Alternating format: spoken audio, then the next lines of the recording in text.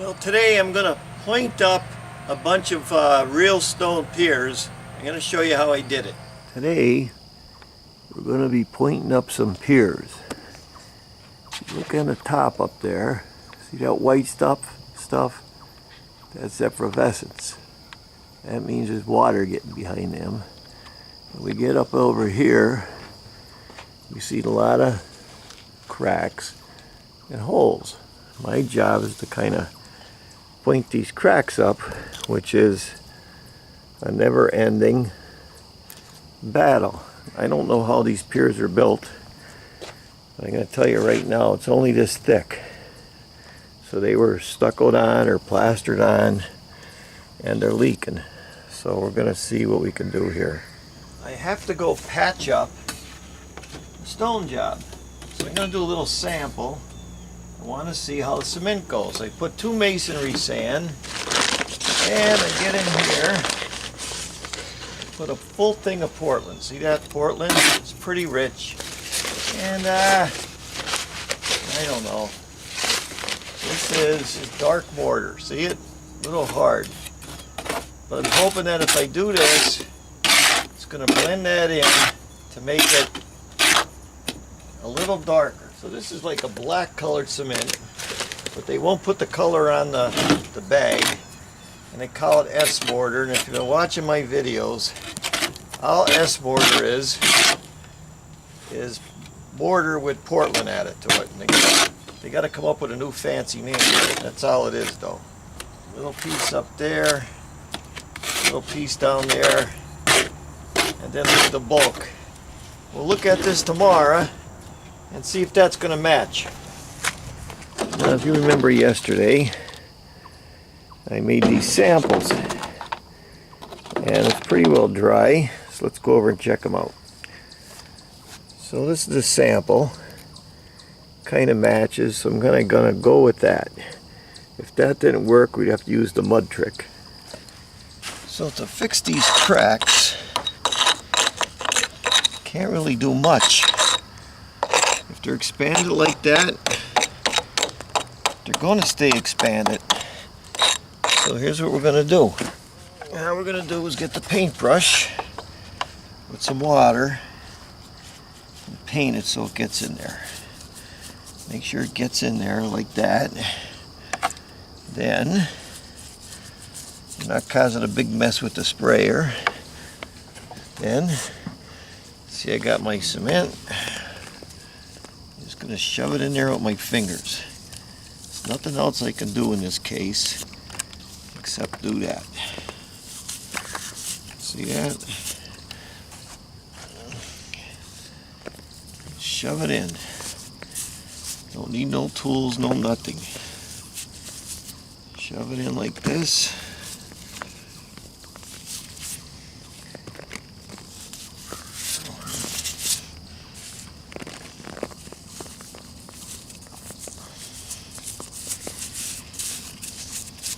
Smooth it out with your fingers.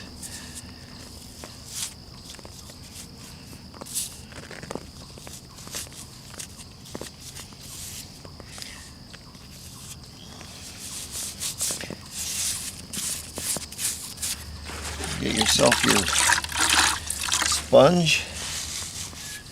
Go around the edges and clean it. Make sure you rinse all your water out. Just like that. That's all you can do. Can't do nothing else. Wasting your time doing anything else.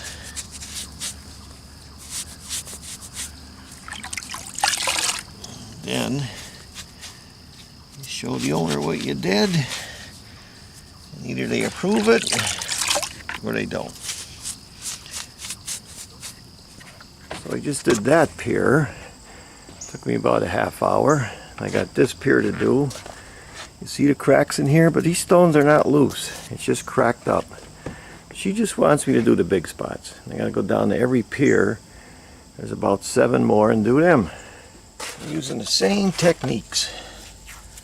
Just hit it with the brush. Let the water get in there. Just like that. Let the water sink in there. See that? You can see the water getting sucked into there. That's all I want. And then you just pinch it and you just put it in with my fingers, just like that. Not going to make no big deal out of it. That's effervescence. That means water's getting in there. I got a couple of remedies for that. I'll explain that later. You got to force it in. Can't force it in with a tool. Sometimes you got to use your hand. See that? Get it in there. That's the big deal. Get it in. Don't make a project out of it. Just get it in there. If you want to get crazy with it, you can feel it when it stops moving in there. Bigger hole takes a little more time. See that? Getting in there. That's all we want. You just patch it up. No big deal. No matter what I do here, it's going to end up the same. Now the big deal is I want to get some up against that limestone because I got a little plan there. See, up against the limestone. You're going to ask me, Mike, how come you're not painting it with Portland first? Because this is so rich. It's almost 1-to-1 that I don't have to. It's almost a paint in itself. That's why. So I got that all sealed up pretty good.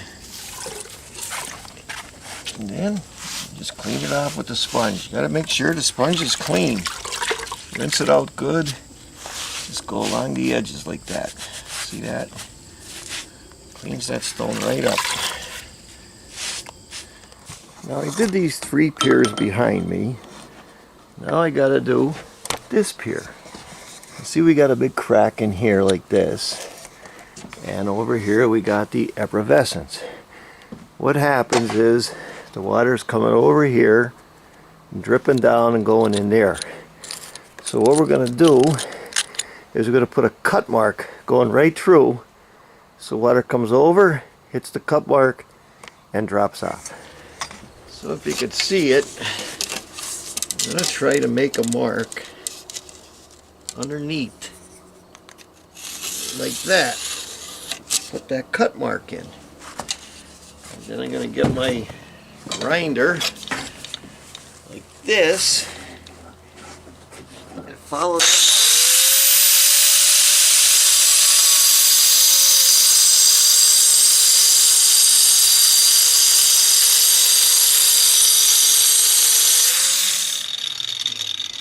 Now the water is going to come around here, hit that line, and drop off instead of going into the pier.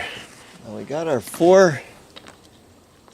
cut marks. That's the dust right there. But I get some water and a paintbrush. I want to fill that crack in. So I don't want to make a mess with the sprayer. That's how I do it. Now I get myself a rubber glove. Just shove it in there, just like that. See that?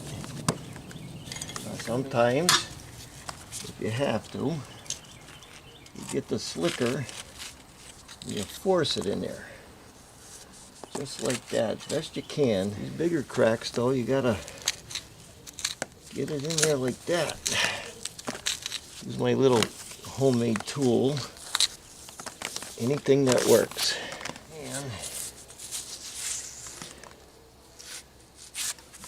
And that's it. Now, we just get our water, a sponge, wring it out good, and wipe it off.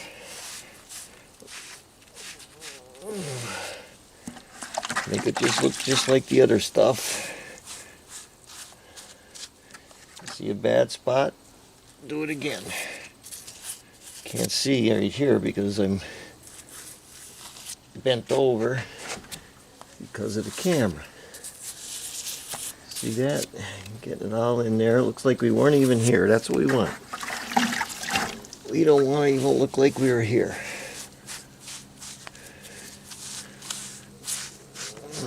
So that one's done. Now this is what they call effervescence. What that basically is, the water's getting in behind the stone and it's leaking. And as it is, just like stalactites, it is bringing these crystals out. And these crystals are the same thing as stalactites. So you're not going to get rid of them. All you can do is hope not to show it again. So all we're going to do is disguise them. Just put a little cement over the top of them. That's all. See that? Not much you can do with it. It's the nature of the beast. I'm going to explain a lot more on this at the end of the video, so you get a better understanding of what's going on with this stuff. And the same thing, as you're going, just wipe it off with a sponge. Make sure the water's clean all the time, or you're going to get a little film. See? Got to keep kind of doing it strategically here.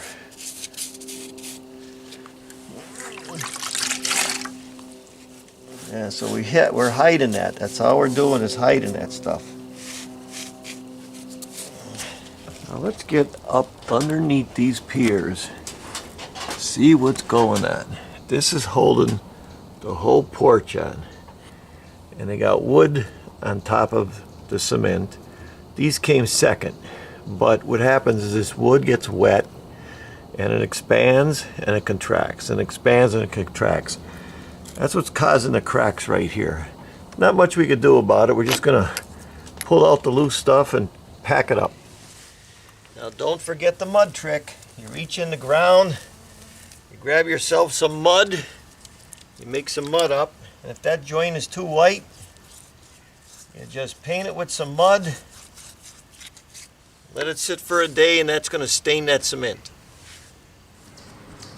At the end I'm getting a silicone, and I'm going to go around the bottom of these piers, because I don't know, it can't hurt. I'm going around the bottom of the piers like that.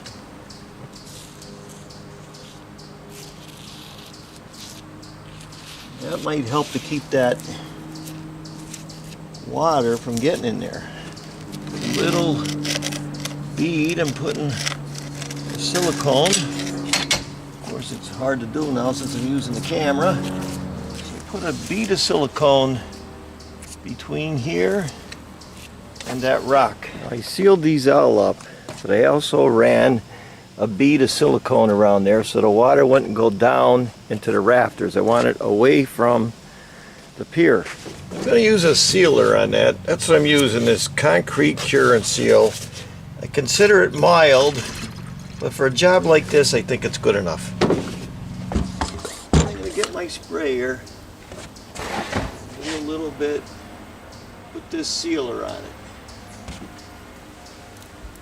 Just like that. Maybe keep the water away from it. And I just get a paintbrush and kind of spread it around a little bit so there's no big pools holding it. Well, that's it. I pointed them all up. I sealed them, and the job is all done. I'm going to talk about that job a little bit. When I mix that cement, it's usually 1 Portland to 1.5 sand, real rich. Add a little dark mortar into it to darken it up. You got to play with it to get that right texture. If you don't do that, then you use the mud trick. Now you can spend time grinding all that stuff out, but let me tell you, I've been doing this 50 years, it's not going to make a difference. When you get sponges, don't buy your sponges. Get them out of an old couch seat that someone's thrown away. They're the best sponges in the world. Now when they build those pillars, they usually build them out of blocks like this, one side, and they'll go catty corner like that, and they just stick on these thin stones. That's the new school way of doing things. But when they put on these stones like this, and the sun hits them, these stones might expand or contract different than the cement. I've seen it 100 times and they form small cracks in there and the water gets in there. Now when you get into what they call effervescence, which I could never say, I have to say it happens in new school stuff. The water comes down, gets inside somewhere, and it comes through the cracks. And what that is it's almost like crystals, stalactites. That's actually what it is. It's like turning into a marble. That's what that is. Once you get it like that, you can't get it off. So the only thing you can do is disguise it. Now the old schoolers, when they built piers, they would use big stones. They wouldn't use no blocks. They put them together like this. But still, they would get effervescence too if they didn't have it covered. Which brings me to the next thing. Now when you're putting a cap on top of any kind of pier like this, you want the cap hanging over so the water goes off. And what you do is you cut a mark in that cap like this. See that mark I cut? You go in a 1/2 inch, 3/4 inch, depending on the stone. And when you put that on and it rains, the water comes over, it hits that little crack and it falls off. If you don't do it that way, and there's no cut mark, the water comes over and it kind of follows itself in, and it was going into the pier. So that's why I put that cut mark in. Some people say, oh, you gotta use lime or lime mortar. It don't work here. I've been doing this almost 50 years. That'll fall and blister off within a year. Now if you're doing soft brickwork and it's undercover, you're fine. That'll work good. But every situation is different. Now the concrete cure and seal that I was using, I did it twice. I did it one day and then I actually came back and did it the other day. The stuff's not great. A lot of quickcrete products are iffy. But one thing is, a year or so later you could always point it up over that again because it's like a sealer. The real solid sealers, it wouldn't be easy to point up. That's why I use it. I use it for that. But it's one of those things you got to hit it every year or 2 years. Thanks for watching my videos. Everything I do is not the way everybody else does it. It works for me. Different areas of the country, different things work in a different way. There's no right and wrong way as long as it works. And my way, it's always worked for me. So thanks for watching. Until next video, I'm Mike Haduck, and that's it.